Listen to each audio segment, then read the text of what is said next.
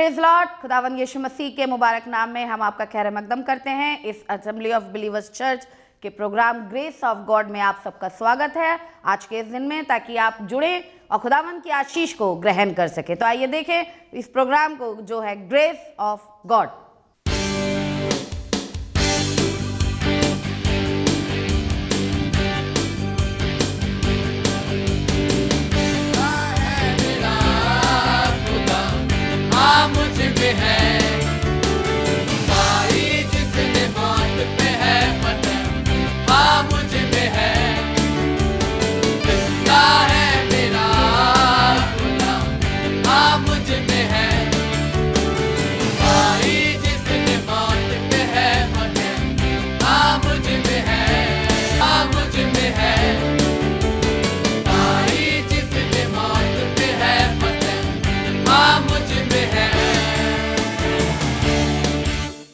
एक बार फिर हम असेंबली ऑफ बिलीवर्स चर्च की जानिब से ग्रेस ऑफ गॉड के इस खूबसूरत प्रोग्राम को आपके बीच में लेकर आए हैं कि ताकि खुदावन का वो जलाली और वो कुद्दूस नाम फिर से बरकत पाए। आज खुदावन के मुबारक नाम को लेने के लिए आए हैं और चाहते हैं मुबारक नाम एक जिंदा नाम। गुज़श्ता याम में हम आपसे बातचीत कर रहे थे और वो बातचीत की कि रूहानी नेमतों से बेखबर ना रहो। हम दुनियावी नेमतों से बेखबर नहीं रहते। मैंने बीते हुए दिनों में बताया था कि हम दुनियावी नेमतों से बेखबर नहीं रहते हैं और उसे कैसे ही पाने की कोशिश करते हैं, चाहे हमारा हजारों रुपया लग जाए, चाहे मैं किसी तरीके से वो हासिल हो जाए, वो चीज मेरे पास आनी चाहिए। उसके पास है तो मेरे पास भी आनी चाहिए और हम उसे हासिल करते हैं। लेकिन बाइबल बताती है तुम रूहानी नेमतों के लिए बेखबर न रहो। मैं चाहता हूं कि आप रूहानी नेमत किस तरीके से और कैसे पा सकते हैं। बाइबल में इस बात का जिक्र है। खुदावन ने यूहन्ना ने कहा जब तक इंसान को ऊपर से ना मिले तो वो कुछ भी नहीं पा सकता। अगर आपको कुछ पाना है तो आपकी निगाह ऊपर हो। आप जिस तरह किसी कुछ चीज हासिल करना चाहते हैं तो आप हर वक्त उसको देखते रहते हैं, आते जाते आपका दिमाग उसी के ऊपर लगा रहता है। अगर आप भी वो रूहानी नेमतें, वो स्पिरिचुअल गिफ्ट जो पौलुस, पतरस, यूहन्ना, याकूब, एलिया, एलीशा, इन सब के पास ये रूहानी गिफ्ट थे, अगर आप भी पाना चाहते हैं तो आपको अपनी निगाह जहां से वो मिलेगा उधर आंखें लगानी है। क्योंकि बाइबल में लिखा है जब तक तुम्हें आसमान से ना मिले, जब तक आसमान से नहीं मिलेगा आप पा ही नहीं सकते हैं। एक दिन पौलुस कलीसिया को लिखने लगा और उसके तीसरे बाब की अगर आप पहली आयत को पढ़ेंगे तो वहां पे कुछ इस तरीके से लिखा है, तो जब तुम मसीह के साथ जिलाए गए, जब तुम मसीह के साथ जिलाए गए।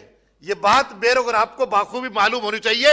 जब हम बपतिस्मा लेते हैं तो पानी में जाकर हम दफन हो जाते हैं और पानी से निकलकर हम जिलाए जाते हैं। और बाइबल लिखा है जब तुम मसीह के साथ जिलाए गए हो तो स्वर्गीय वस्तुओं की, तो आसमानी चीजों की फिराक में रहो। जब यीशु मसीह के साथ जिंदा हुए हैं, यीशु मसीह के साथ हमने दूसरा जीवन पाया है, तो हम दुनियावी चीजों की फिराक में ना रहे। जबकि देखा ही जाता है बपतिस्मा लेने के बाद भी वही काम करते हैं जो बपतिस्मा लेने से पहले करते थे। जिन चीजों की ख्वाहिश हम बपतिस्मा लेने से पहले करते थे वही ख्वाहिश हम बपतिस्मा लेने के बाद भी कर रहे हैं। लेकिन बाइबल में लिखा है जब तुम यीशु मसीह के साथ जिलाए गए तो आसमानी चीजों की फिराक में रहो, खोज में रहो। आसमानी चीजें क्या हैं जिसका खुलासा मेरे गुज़श्ता अय्याम में आपके साथ करा, उन चीजों की खुराक में रहो। और खुदा बाप चाहता है कि जब यीशु मसीह के साथ हम जिंदा किए गए हमारी निगाह आसमान पे लगे रहें। क्योंकि ज़बूर 123 में लिखा था जिस तरह लौंडी की आंखें अपनी बीबी के हाथ की तरफ और जिस तरह एक गुलाम की आंखें अपने आका की तरफ लगी रहती हैं, वैसी आए खुदावन हमारी आंखें तेरी तरफ लगी है। आगे पढ़िएगा वहां पे ये दूसरी आयत में जी, जहां मसीह वर्तमान, लिखा है तुम्हारी नजर, तुम्हारा ध्यान, तुम्हारा कंसंट्रेशन उधर हो जहां से आपको कुछ मिल रहा है। आपकी निगाह दुनिया पे लगी है, दुनिया बहुत बार आपको कुछ दे नहीं पाएगी। लोगों ने दुनिया से धोखा पाया है, दुनिया ने लोगों को धोखा दिया है, दुनिया ने लोगों को लूटा है। लेकिन खुदा ने इंसान को बनाया है, इंसान को बरकत दी है। वो दुनिया, वो इंसान जो फानी था, खत्म होने था, खुदा बाप ने उसे गैर फानी बनाया है। ये कब हो सकता है? जब आपकी आंखें खुदावन की तरफ लगी रहें। फिर से पढ़िएगा, रिपीट करिएगा दूसरी आयत, जहां यीशु मसीह मौजूद है। हमारी आंखें कहां लगी होनी चाहिए? जहां यीशु मसीह मौजूद है। इब्रानी को कलीसियों को भी इसने लिखा था कि उस दौड़ में सब्र से दौड़ते रहो और यीशु मसीह को तकते रहो। तो यीशु मसीह कहां पर? आपके इधर कोई है? यीशु मसीह हमारा आसमान पर है और हमारी निगाह, हमारा कंसंट्रेशन आसमान की तरफ लगाना चाहिए। जब हम आसमान की तरफ कंसंट्रेशन करेंगे, जब हम अपनी निगाहें, अपना सारा दिमाग, अपनी सारी बातें आसमान की तरफ यानी खुदा की तरफ लगाएंगे, तो बाइबल में लिखा है हमें वो चीज हासिल होने लगेगी जिसके हम मोहताज हैं। जहां पे यीशु मसीह मौजूद है, वाह, परमेश्वर के दाहिनी ओर और खुदा के दाहिनी तरफ बैठा है, पृथ्वी पर की नहीं, लिखा है जमीन पर की चीजों के फिराक में ना रहो, परंतु स्वर्गीय वस्तु लेकिन आसमानी चीजों के फिराक में रहो। हम बहुत बार खुदावन के लोग, यीशु मसीह को पहनने वाले लोग, यीशु मसीह को अपनाने वाले लोग अक्सर दुनिया की चीजों के खोज में लगे रहते हैं, जबकि बाइबल में लिखा है आसमान पर की चीजों की खोज में लगे रहो। यीशु मसीह ने एक दिन यही तो कहा था, पहले उसके धर्म और उसके राज्य की खोज करो तो ये सब चीजें तुम्हें आप ही मिल जाएंगी, ये सब चीजें तुम्हें आप ही मिल जाएंगी। खुदा बाप हमें सारी चीजें देना चाहता है। पहला करंथियों और उसका 12वां अध्याय और उसकी 4थी आयत पढ़िएगा। नेमते तो तरह तरह बाइबल में लिखा है, हिंदी में लिखा वरदान कैसे हैं? वरदान एक नहीं है। नेमते और वरदान एक नहीं है। कैसे हैं? तरह तरह के हैं। लोग, किसी को नबूवत करने का वरदान है, किसी को शिफा देने का वरदान है, किसी को बेगाना जबान बोलने का वरदान है, वगैरह वगैरह। लिखा नबूवत है, नेमत तरह तरह की है, परंतु आत्मा मगर रूह एक है। रूह अलग नहीं है। वही रूह जो आसमान से यीशु मसीह पर उतरी, वही रूह जो एलिया पे उतरी, रूह एक थी, लेकिन उस रूह ने सबसे अलग अलग काम लिए। नेमतें तो तरह तरह की हैं, लेकिन रूह सिर्फ एक है जी। और सेवा भी कई प्रकार की, लेकिन खिदमतें भी कई तरह की हैं, पर प्रभु एक ही है। लेकिन मगर खुदावन एक ही। खिदमत बहुत अलग है। खुदावन की खिदमत सिर्फ एक ही तरीके की नहीं है। आप खुदा की खिदमत तरह तरह से कर सकते हैं, क्योंकि खुदावन एक है और उसके लिए खिदमत करना मुख्तलिफ है। आप किस तरीके से खुदा की खिदमत कर रहे हैं, आपको खुदा ने क्या नेमत दी है, ये बहुत सी चीजें लोगों को मालूम नहीं होती, लोगों को पता नहीं है। वो रूहानी नेमतों से बेखबर रहते हैं। आपको मैं एक किस्सा याद दिलाना चाहूं। हजारों साल पहले, यीशु मसीह के आने से 3000 साल पहले, एक शख्सियत थी मूसा, जो कि पानी से निकाला गया और जिसकी तीमारदारी फिरौन की बहन ने करी और उसको पाल पोस कर बड़ा करा। उसको खुदा बाप एक रूहानी नेमत से भरना चाहता था। खुदा बाप ने उसको चुना था, लेकिन बार बार कह रहा था ये मैं कैसे कर पाऊं, मुझसे तो हो नहीं सकता। वो रूहानी नेमत से बेखबर था। उसे पता नहीं था खुदावन मुझसे क्या काम कराना चाहता है। वो अपनी दुनियादारी में लगा था। उसने शादी भी कर ली थी, मिस्र को छोड़ के भागा था, एक आदमी को जान से मार के भागा था, लेकिन उसे रूहानी नेमत पता नहीं थी। और रूहानी नेमत पाने के लिए जब वो अपने ससुर की भेड़ बकरियां चरा रहा था, तो बाइबल में ये बात इस तरीके से मरकूम है कि जब उसने देखा एक झाड़ी में आग तो लगी हुई है, लेकिन झाड़ी जल नहीं रही। खुदा बाप रूहानी नेमत से हमें भरना चाहता है। देखिए वो किस तरीके से हमको मरगूब करता है, किस तरीके से हमें अपनी तरफ खींचता है। और लिखा है मूसा झाड़ी उस आग को देखने के लिए उसके पास तक गया। क्या खुदा बाप यह नहीं चाहता था अलग से उसको आवाज दे लेता? और क्योंकि उसे पता था ये आश्चर्य कर्म देखेगा तो ये मेरे पास आएगा। आज दुनिया के बहुत से लोग आश्चर्य कर्म ही देखकर, मौजज़ा ही देखकर खुदावन के पास आते हैं, और जब वो खुदा के पास आते हैं तो खुदावन उनको नेमतों से भर देता है। सिर्फ एक ही नेमत नहीं, उनको कई नेमतों से भर देता है। वो दुष्ट आत्मा भी निकाल देते हैं, वो गैर जबान भी बोलते हैं, वो नबूवत भी करते हैं, वो पासबारी भी करते हैं, वो गल्लेबारी भी करते हैं। खुदा बाप मेरा आपका प्यारा खुदा है। और जब मूसा वहां पे पास आया, खुदा ने उसे बातचीत करी। बड़ी हील उज्जत करने के बाद, उसे नहीं पता था मेरे अंदर ये टैलेंट है। वो डर रहा था लोग मुझे मार देंगे, लोग मुझे खत्म कर देंगे, मैं कैसे लाऊंगा। 400 लोग थे और 400 लोगों से अब लाखों की तादाद भी हो गए, क्योंकि जब बनी इस्राइल वहां से निकले तो तकरीबन 6 लाख तो मर्द ही थे, उनकी औरतें, उनके बच्चे। अब आप ये अंदाजा लगाइए, लाखों लोगों की तादाद को लेकर मूसा को बाहर निकालना कितना मुश्किल सा काम लग रहा था। लेकिन खुदा ने उसको यह नेमत दी थी कि तू लाखों को अपने अंडर में निकालकर अपने में मेरे पास तक ला सकता है। और मूसा ने ये काम करा।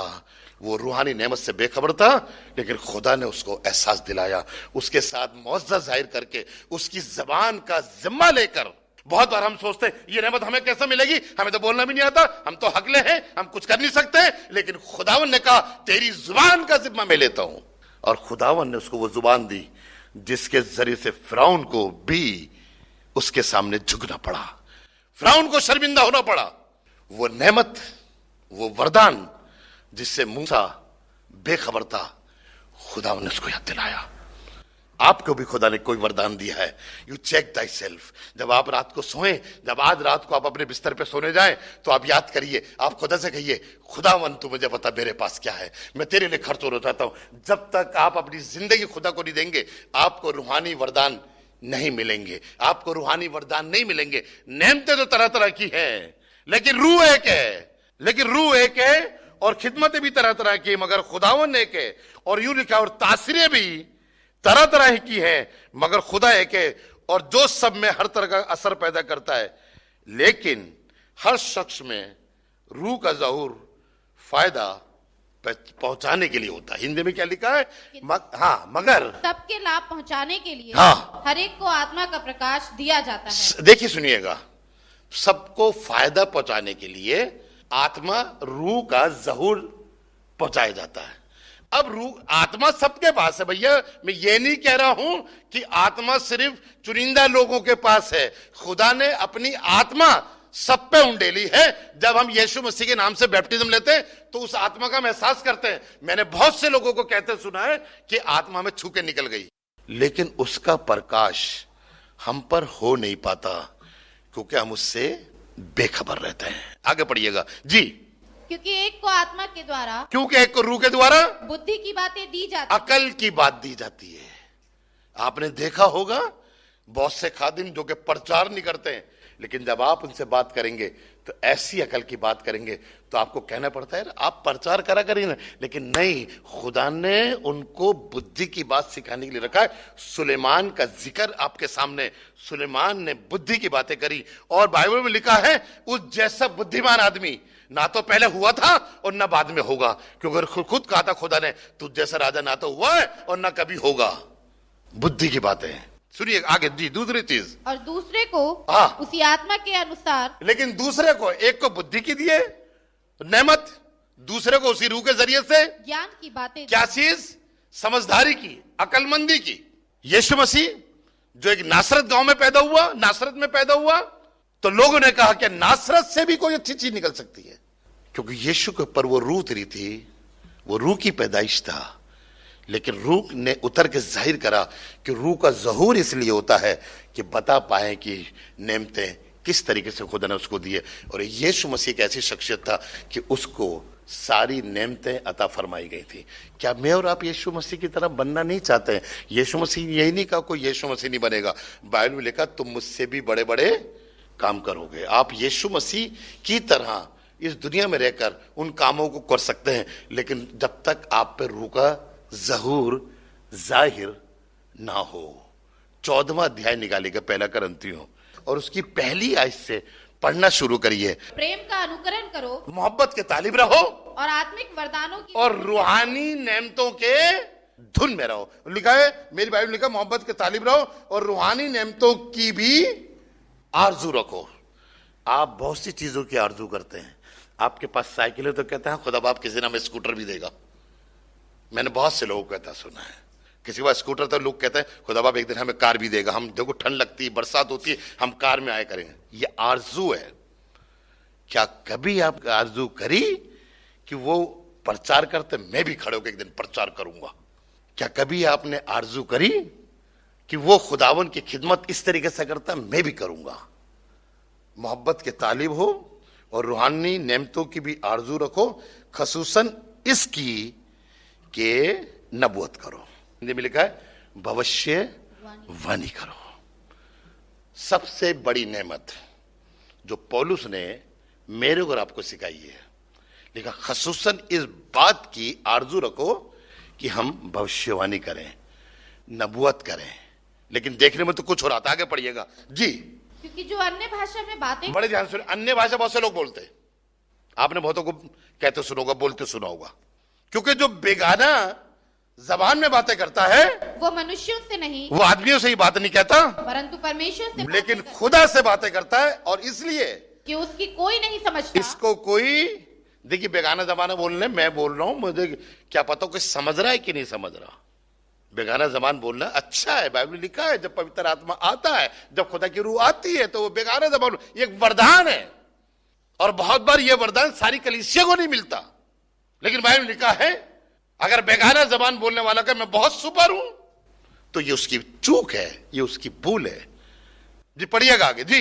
क्योंकि वो भेद की बातें क्योंकि वो भेद की बातें आत्मा में होके बोलता है, आत्मा में होकर बोलता है, परंतु जो भविष्यवाणी करता है लेकिन जो भविष्यवाणी करता है वो मनुष्यों से उन्नति और उपदेश और शांति की बातें कहता है। लिखा है, देखिए भविष्यवाणी को गैर जुबान के ज्यादा दर्जा दी गई है, लेकिन जो नबूवत करता है वो आदमियों से तरक्की और नसीहत और तसल्ली की बातें कहता है। जो बेगाने जबान में बातें करता है वो अपनी तरक्की करता है, क्योंकि जो बेगाने जबान में बात कर रहा है वो किसी इंसान से बात नहीं कर रहा, बल्कि वो खुदा से बात कर रहा है। उसकी अपनी रूहानी तरक्की हो रही है। ये भी वरदान है, नबूवत भी वरदान है। लेकिन पौलुस कह रहा है, खुदा कलाम फरमा रहा है, अगर आप किसी चीज की आरजू रखें तो आरजू रखे, खुदा बाप मुझे नबूवत करने का वरदान दे, मुझे नबूवत की नेमत दे, ताकि मैं लोगों की तरक्की करूं, ताकि मैं लोगों को बता पाऊं। और बहुत से खादिमों खुदा ने ये जुबान पे सामर्थ दी है, उनके होंठों पे अनुग्रह रखा है कि जब वो बोलते हैं तो लोग कहते हैं क्या इन्होंने कह दिया। बहुत से लोग मेरे से खफा हुए, मेरी कलीसिया के लोग मेरे से मुझसे नाराज हुए, क्योंकि मैंने जो काम वो करने जा रहे थे, मैंने उन काम से उनको रोका और वो काम करने गए और नहीं हुआ। 2 बार ऐसा हुआ तो खानदान मेरे पास आया कि आप अपनी काली जबान मत खोला करें। ये काली जबान नहीं है, ये खुदा से नबूवत की बातें हैं जो खुदा बाप आसमान से अपने लोगों के अंदर इंपार्ट करता है। आपने बहुत से लोगों को देखा हो, इन्होंने कह दिया और हो गया। और यही चाहते हैं खुदा बाप कि हम नबूवत करें ताकि उससे लोगों की तरक्की हो, हम भविष्यवाणी की बातें करें। लेकिन बहुत बार हम खुदा के इस वरदान का गलत इस्तेमाल करते हैं, जैसे बालाम ने इस्तेमाल करा। बालाम जा रहा था, वो वरदान था कि वो नबूवत करेगा, वो जो कुछ कहेगा खुदा सुन लेगा। अगर वो किसी को बरकत देगा खुदा देगा, अगर वो किसी को शराब देगा तो खुदा उसको शराब देगा। लेकिन उसने अपने इस नेमत का गलत इस्तेमाल करा, और जब गलत इस्तेमाल करा तो आपको मालूम होगा खुदावन का ये उम्दा खादिम, खुदावन का ये उम्दा शख्सियत आत्महत्या करने पे मजबूर हो गया, क्योंकि उसने खुदा की नेमत को सही तरीके से इस्तेमाल नहीं करा। और जितने खुदावन के लोग, जितने खुदावन यीशु मसीह के मानने वाले लोग, जो वरदान खुदा ने उनको दिया, चाहे वो नबूवत का ही वरदान क्यों ना हो, जो भी वरदान दी है, अगर उसका गलत इस्तेमाल करते हैं तो वो हलाक हो जाते हैं। आपको किस्सा याद आ रहा होगा, बाइबल लिखा है हननिया सफीरा को एक नेमत मिली थी कि वो रुपया लेकर खुदा के खादिम को दें, लेकिन उन्होंने उस वरदान का गलत इस्तेमाल करा। आप बाखूबी जानते हैं, खानदान खत्म हो गया। कारण क्या था? जो खुदा ने उनको नेमत दी उसका उन्होंने इस्तेमाल सही नहीं करा। शायद खुदा ने आपको नेमत दी है, आपको बहुत रुपए दिए हैं, आप उस नेमत को सही तरह इस्तेमाल नहीं कर रहे। उस नेमत को आप अपने पर खर्च कर रहे हैं, अपनी औलाद पे खर्च कर रहे हैं, अपने माँ बाप पे खर्च कर रहे हैं, अपने बच्चों पे खर्च कर रहे हैं। खुदा ने आपको धन इसलिए दिया है कि आप खुदा के लिए खर्च करिए। खुदा बाप आपको बरकत देना चाहता है। पहला पतरस 4 बाब और उसकी 10वीं आयत में कुछ इस तरीके से लिखा, पढ़े। जिसको जो वरदान मिला है, लिखा, बड़े ध्यान सुनिएगा, जिसको जो वरदान मिला है वो उसे परमेश्वर के, वो उसे खुदावन के नाना प्रकार के अनुग्रह के भले भंडारियों की नाई, वो उसे खुदावन के नाना प्रकार के भले भंडारियों की नाई एक दूसरे की सेवा में लगाए। अब जो वरदान आपको मिला, आपको देखिए कि आपको क्या मिला है। आपको बुद्धि मिली है, आप उस बुद्धि को अपने बच्चों के लिए इस्तेमाल न करें। आप अपने बच्चों को इंग्लिश के अंदर बहुत अच्छे कर रहे हैं, दूसरे के लिए भी वो वरदान इस्तेमाल करें। आपको खुदा ने रुपया दिया है तो अब वो रुपये को आप अपने लिए इस्तेमाल न करें, आप खुदावन के लोगों के लिए इस्तेमाल करें। आपको खुदा ने ताकत दी है, उस ताकत को आप अपने लिए इस्तेमाल न करें, आप उसे खुदावन के लिए इस्तेमाल करें। खुदावन जब वरदान देता है तो उस वरदान में वो कोई हेर फेर नहीं करता। याकूब की पत्री 1 बाब और उसकी 17वीं आयत पढ़िएगा। क्योंकि हर एक अच्छा वरदान, क्योंकि हर एक अच्छी नेमत, हर एक अच्छा वरदान और हर एक उत्तम दान, और हर एक उत्तम दान ऊपर ही से है, कहां से मिलता है? आसमान से आता है, और ज्योतियों के पिता की और रोशनी के बाप की तरफ से हमको दिया जाता है। फिर से पढ़ेगा हिंदी में, रुकिए मत करा करिए, पढ़ते रहा करिए। क्योंकि हर एक अच्छा वरदान और एक अच्छा दान ऊपर ही से है और ज्योतियों के पिता की ओर से मिलता है, जिसमें परिवर्तन ना तो वो कोई परिवर्तन करता है और ना अदल बदल के कारण उस पर कोई छाया पड़ती है।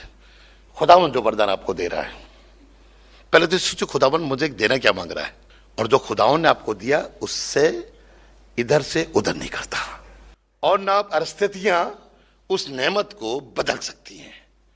देखिएगा दानियल का जिक्र नबूकदनेस्सर के सामने है, उससे पहले कहीं नहीं लिखा कि वो ख्वाब की ताबीर बताता था।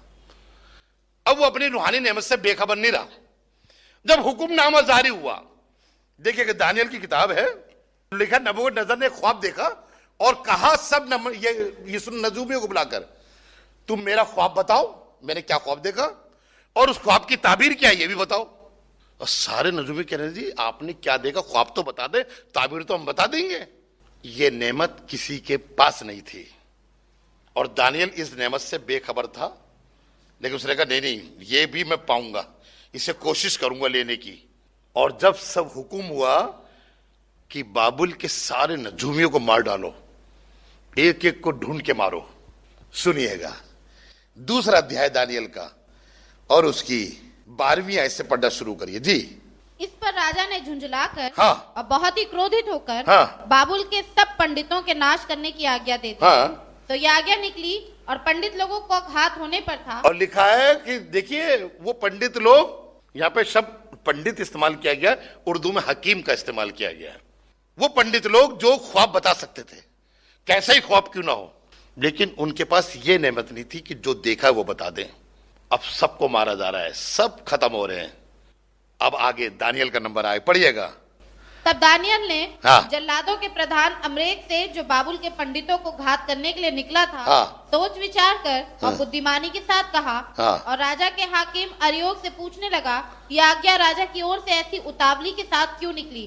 तब अरयोग ने दानियल को इसका भेद बता दिया। हाँ। और दानियल ने भीतर जाकर राजा से विनती की कि उनके लिए कोई समय ठहराया जाए, तो वह महाराज को स्वप्न का फल बता देगा। अभी वो भी ख्वाब की ताबीर बता सकता था, लेकिन उसे ये बात पर इल्म हो गया कि जिस खुदा ने मुझे ये ताबीर बताने की तौफीक दी है, आज मैं उसके पास जाऊंगा, उससे मांगूंगा और वो मुझे देगा।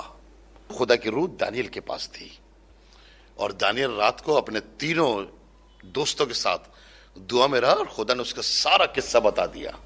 हम रूहानी नेमतों से बेखबर ना रहे। अगर दानियल बेखबर रहता, दानियल भी मर जाता और उसके तीनों दोस्त भी मर जाते, क्योंकि वो जल्लाद तो मारने के लिए निकला था। जब मौत का फरिश्ता निकलता है तो वो किसी को छोड़ता नहीं है, लेकिन जिसके पास रूहानी नेमत होती है वो मौत का फरिश्ता उसको छूने भी नहीं पाता है। आप खुदावन के लोग हैं।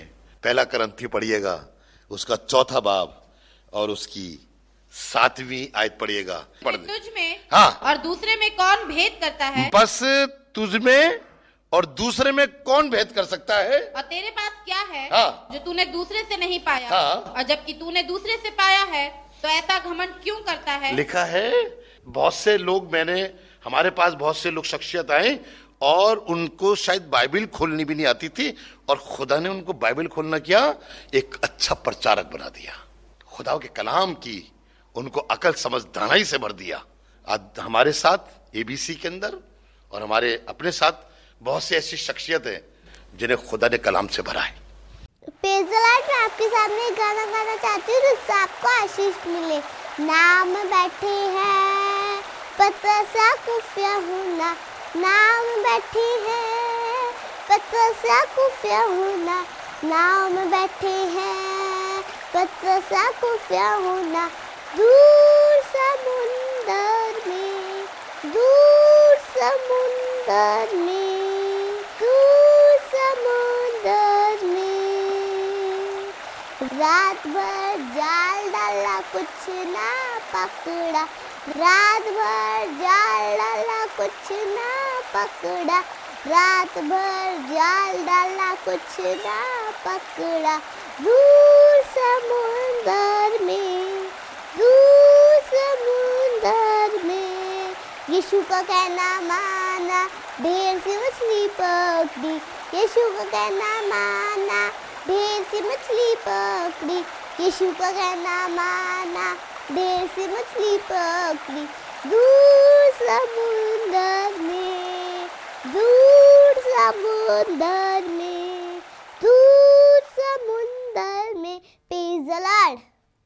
उम्मीद है कि आज आपने जरूर बरकत को हासिल किया होगा और खुदावंद ने आपको आशीष दी होगी। हम चाहेंगे कि आप हमसे संपर्क करें। अगर आप किसी भी तरीके की सहायता करना चाहते हैं, दुआएं हैं आपके पास, प्रार्थनाएं हैं, तो ज़रूर आप हमसे संपर्क करें। हमारा पता और हमारे नंबर्स आपके पास पहुंच चुके हैं। आप इनके द्वारा हमसे कांटेक्ट कर सकते हैं ताकि हम दुआओं में और आपके साथ मिलकर खुदावंद की महिमा में आगे बढ़ सके। Praise the Lord. खुदा आप सबको बहुत आशीष दे। हमारा एड्रेस है assembly of believers church, S410 street number 11, school block, Shakarpur, Delhi 110092। और अगर आप हमसे फ़ोन पे कांटेक्ट करना चाहते हैं तो हमारे नंबर हैं 8527158740 और दूसरा नंबर है 9891358387। इसके अलावा 9891152423